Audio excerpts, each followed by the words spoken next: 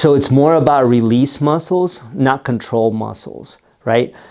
Sometimes people want to be really loud, but what's happening is they're forcing it. And when they're forcing it, then they're not releasing it. And what's happening is they're expending a lot of energy. So instead, I want you guys to just let the energy just come through you. You're a conduit of this energy. It just flows through you. Thinking about things like posture, right? Because it's hard for me to speak like that, like loud if I don't have good posture. The vocal mechanics just break down. So that's a good reminder to open up the vocal cords. Think of you probably heard people that are opera singers, for instance. They're the loudest theatrical singers, right? Where does the power come from? Core and quads. Absolutely. It comes from the diaphragm. So if the power comes from the vocal power, comes from the diaphragm, then what we want to do is we want to think of our diaphragm like a big cup of water.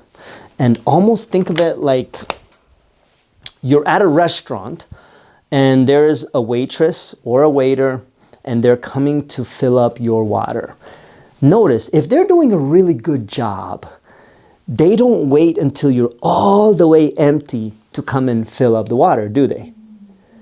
They wait until you're about 10%, maybe 20%, and then they don't even ask you. They just come and they put more water in your glass, right?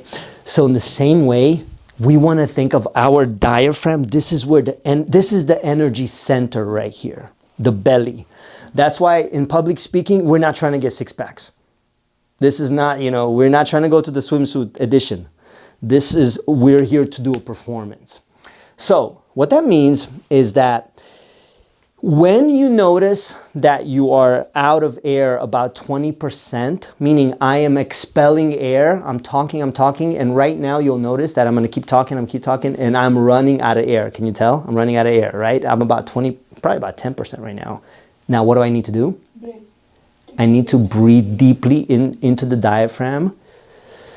And when I breathe deeply, I don't just spill the water out. Now I'm out of air again. No, I don't do that. What I do is I hold it and I exchange words for air. So essentially what I'm doing is I breathe in, and then the time to expel the air is when I speak, because this is my gasoline. This is my vocal power. It's coming from here.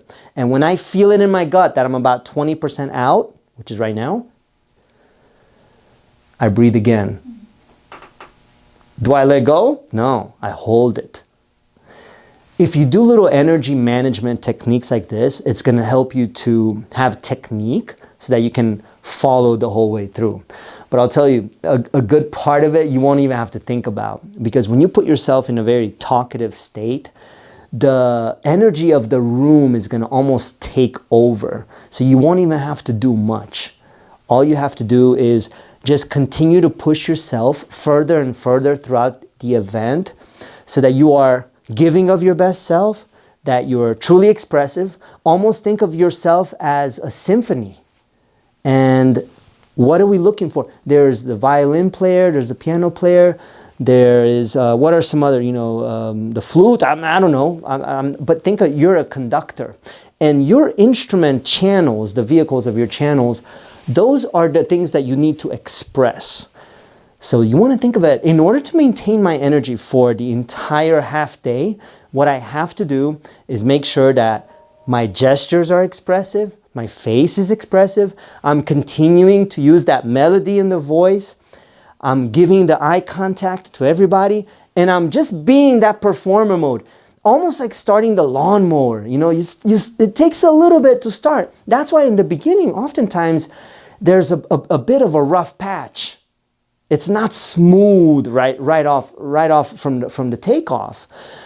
That's okay. We work ourselves into a frenzy of expression to where it just takes over by itself. And then we don't have to even think about it anymore. It's just something that our instrument is now used to being dialed up for that day.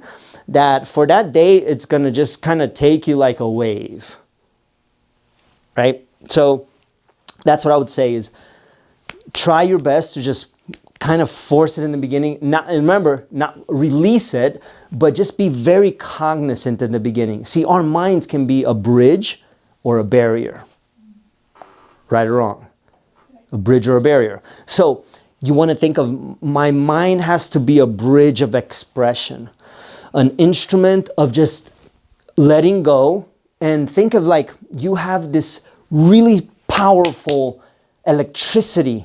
The voltage is being run through you. And at the beginning of the event, you got to just turn it on, turn it on, turn it on. At a certain point, what happens is there's a waypoint.